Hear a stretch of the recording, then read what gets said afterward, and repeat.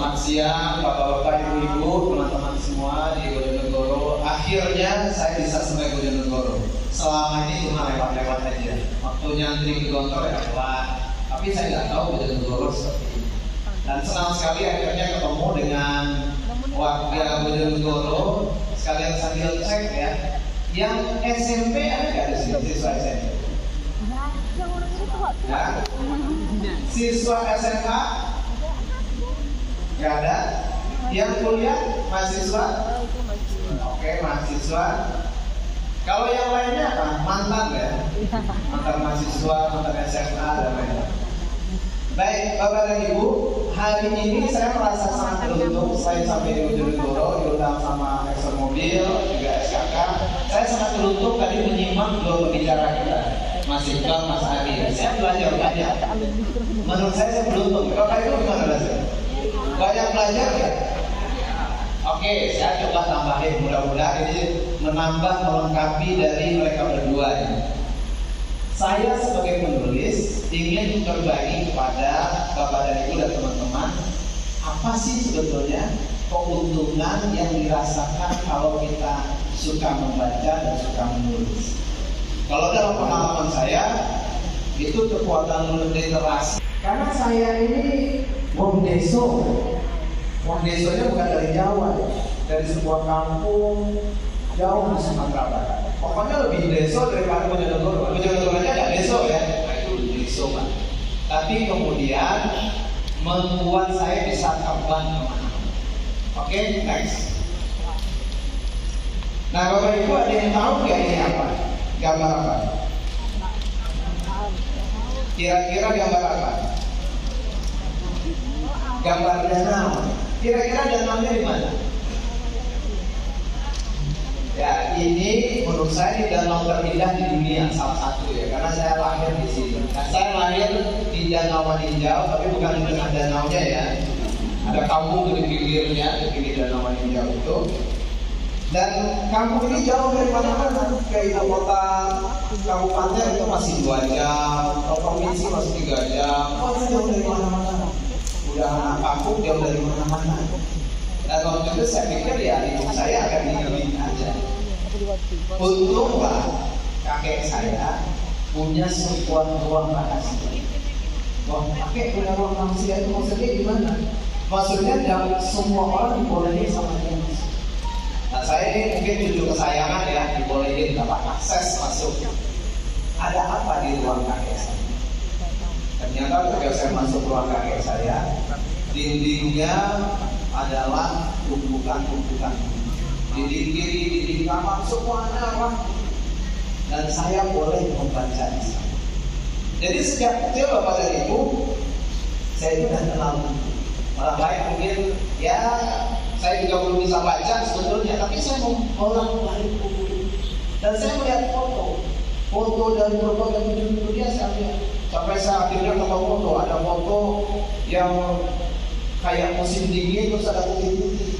Saya nggak ngerti itu sawi, karena referensi terdekat saya itu es serut ya. Es serut banyak, oh itu sawi. Nah, pelan-pelan Bapak dan Ibu, saya mulai membangun imajinasi. Ada mulai cita-cita. Ya Allah, saya ini anak desa jauh dari mana-mana, tapi ini ada gambar dari penjuru dunia di benua sana. Bisa nggak nyampe ke sana? Nggak cuma lewat es serut di pasar, bisa nggak di sana? Tapi sama ibu saya bilang, kalau di Minang itu manggil ibu itu ama. Kalau di sini apa yang begitu?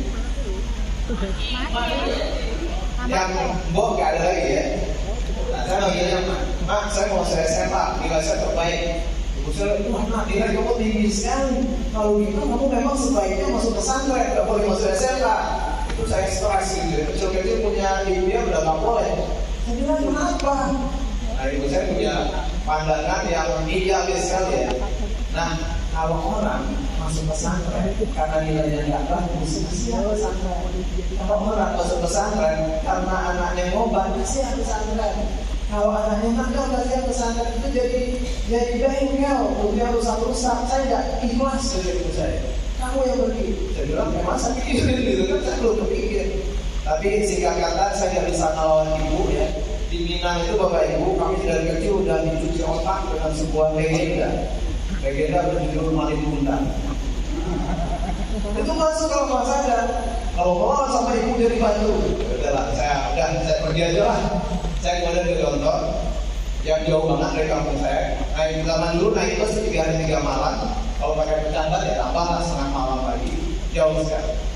Tapi di pesantren saya ketemu lagi guru literasi yang keren. Ada guru-guru ustaz yang bilang, nah menulislah, kalian akan panjang umurnya. Panjang umur, jauh, gimana ini? Kan begitu gitu. Kamu menulis, umur kamu gak berhenti ketika kamu mati. Yang mati adalah badan. Setiap huruf yang kamu tulis, yaitu dikubur akan terus hidup. Dan waktu saya pikir, keren juga ya. Saya bisa jadi selamanya. Dan guru ini ya cuma ngomong, dia mempraktekkan. Saya masih ingat kalau guru saya, Ustaz saya masuk kelas itu dia bilang, sambil mengibarkan sebuah majalah, saya baru tulis diterbitkan, nanti cerita, wah asik juga ya. Lalu di hari yang lain dia bawa buku, 10 buku namanya kita. Tapi kita lagi mau melihat bukunya bahasa Arab, bahasa Inggris, bahasa Jerman, bahasa Prancis. Lalu ketika kita lihat tugas, dia lihat pindah dari bahasa ke bahasa. Nah ini kita keren, kita nggak perlu nyuruh-nyuruh kita belajar berbagai bahasa. Oh asik ya, bisa baca dengan berbagai bahasa lain. Jadi Bapak Ibu, kesimpulannya saya beruntung lahir di kampung yang ada kakek saya punya perpustakaan, lalu masuk pesantren mengajarkan literasi. Dan itulah yang membuat saya kemudian bertekad saya akan menulis. Next. Oh ini saya pernah traveling waktu itu dari Maroko di Afrika, lalu saya lihat di seberangnya Eropa, yaitu Spanyol, 5 menara. Ada yang pernah belajar dari 5 menara? Alhamdulillah dia baca ya. Dan terima kasih sudah nyumbang royalti buat saya. Ada yang tidak pernah baca judulnya? Tapi mungkin orang penasaran. Jadi Bapak Ibu kalau menulis sesuatu atau bikin sesuatu konten yang orang belum bikin ya. Dan kemudian bukunya diterjemahkan. Ada orang Malaysia bilang boleh nggak terjemah ke bahasa Malaysia? Ada bahasa Malaysia. Ada yang bahasa Inggris, The Land of Five Towers. Yang setelah kanan, Bapak Ibu bisa baca judulnya kan? Saya sih nggak bisa baca ya, tapi saya pikir itu terjemahan buku saya nih.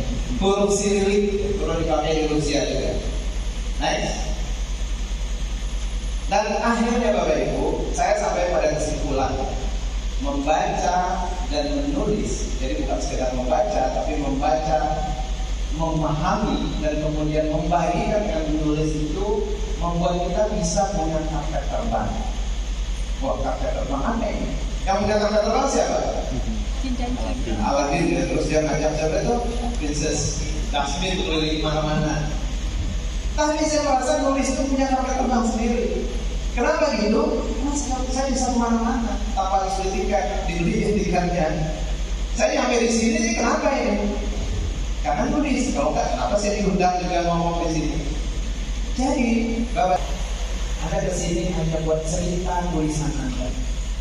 Tulisan yang mana? Tulisannya cerita anak pesantren, apa menariknya buat orang Anda juga? Dia bilang, justru karena itu cerita lokal yang kami nggak tahu, kami tertarik. Nah ini penting nih buat Bapak Ibu yang mau nulis atau suka nulis itu topiknya nggak harus jauh-jauh. Topik dari kampung kita juga bisa sampai ke Amerika. Topik yang paling dekat dengan hati kita itulah topik terkuat. Jadi cari topik yang kita benar-benar senang. Yang setelah di atas itu waktu saya di Berkeley kampus itu saya disuruh masuk kelas ngajar gitu. Yang diajarin apa? Diajarin di novel saya gampang kan. Lalu profesornya bilang, you know what? Kamu tahu nggak? Novel Anda versi Inggrisnya kami pakai jadi buku wajib di 2 mata kuliah. Wah. Saya kalau itu juga banget di buku saya kayak besar gitu ya. Ini apa-apaan ini? Novelnya kok bisa jadi buku wajib di kampus yang keren itu? Lalu saya tanya, apa sih kuliahnya Prof? Jadi mereka punya namanya Asian Studies, judul mata kuliahnya The Intro to the People of Southeast Asia, mengenal masyarakat Asia Tenggara. Nah, mereka mengenalnya melalui apa? Selain buku textbook, novel, film. Nah, saya bagian yang baca novel. Cuma saya kasihan aja untuk mahasiswa. Tahun depan itu pernah menjadi salah satu orang terkuat di Montagor, Wakil Menteri Pertahanan Amerika, World Voice. Itu paling depan gitu. Saya lagi benar buku di dia tanya kayak kok ada gue. Kenapa saya berada di sana? Bukan karena saya hebat dan keren. Semua orang punya cerita. Semua orang bisa nulis kan. Bahkan mungkin lebih hebat dari saya. Bedanya cerita mereka nggak dituliskan. Saya menuliskan cerita saya. Bedanya itu. Kalau saya nulis ya saya akan kayak gitu. Tapi tulisan saya bukan yang terbaik juga. Ada yang lebih baik. Cuma mungkin disimpan dalam ingatan, simpan di laptop, diomongin ke anak cucu, apa ditulisin. Ceritanya akan hilang seperti ombak di tepi pantai dari ibu dan hilang. Tuliskan. Kira-kira begitu ya, tuliskan. Oke, next.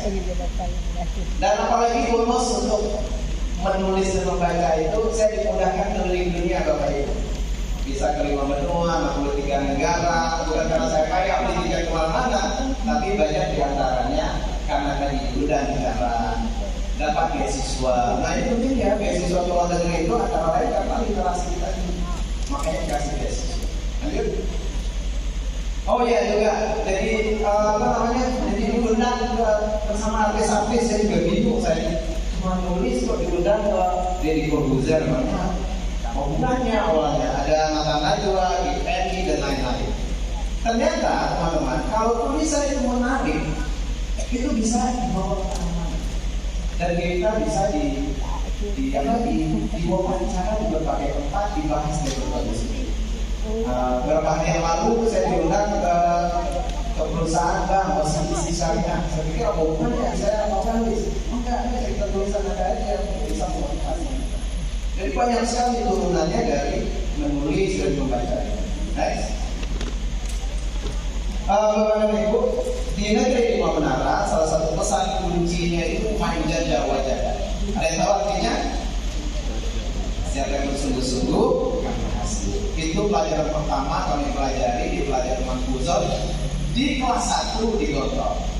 Diajarkan dan diteriakkan oleh guru namanya ya, punya dokumen yang kita mengingatkan memori feeling kita masa lalu itu kita tuliskan. Jadi kalau di sini ada Bapak Ibu mau menulis, jangan lupa itu gali dokumen foto, tulisan, kenangan, chat putus, dan dihapus. Bisa jadi inspirasi kadang-kadang ya. Oke, next. Dan kalau kita menuliskan, tulisan itu kalau sekarang kan namanya viral ya. Kalau menurut saya tulisan itu bisa jadi virus ya. Viral dan virus sama fungsinya. Dia bisa berpengaruh kemana-mana. Next. Beberapa tahun yang lalu ada teman yang lagi naik tol ya. Lalu dia motret. Ada truk nih. Biasanya truk itu kan aku rindu padamu atau apalah. Ini kok manja jaga. Jangan-jangan sebenarnya truknya baca buku kamu. Saya senang aja mungkin ya, mungkin enggak gitu ya. Tapi artinya Bapak Ibu, yang kita tuliskan itu bisa mempengaruhi orang menjadi lebih baik. Ya. Nah ini juga sebuah kesyukuran. Tulisan dari Lima Menara itu basisnya cerita pesantren. Tapi ternyata itu dibaca oleh lintas agama, lintas bahasa, lintas budaya. Sampai saya kemudian diundang ke Persatuan Gereja Indonesia, diundang ke sekolah muda, ke Santa Ursula. Saya mendengar itu, ya, kami senang ceritanya. Ya, jadi cerita itu Bapak Ibu yang membuat hati orang senang adalah cerita tentang manusia. Karena kita manusia, kita relate dengan ceritanya, dan kalau ceritanya dituliskan dengan sepenuh hati, orang bisa tertarik. Enggak peduli dari berbagai latar belakang. Next. Nah, satu lagi, apa keuntungannya juga dari nanti menulis, membaca itu?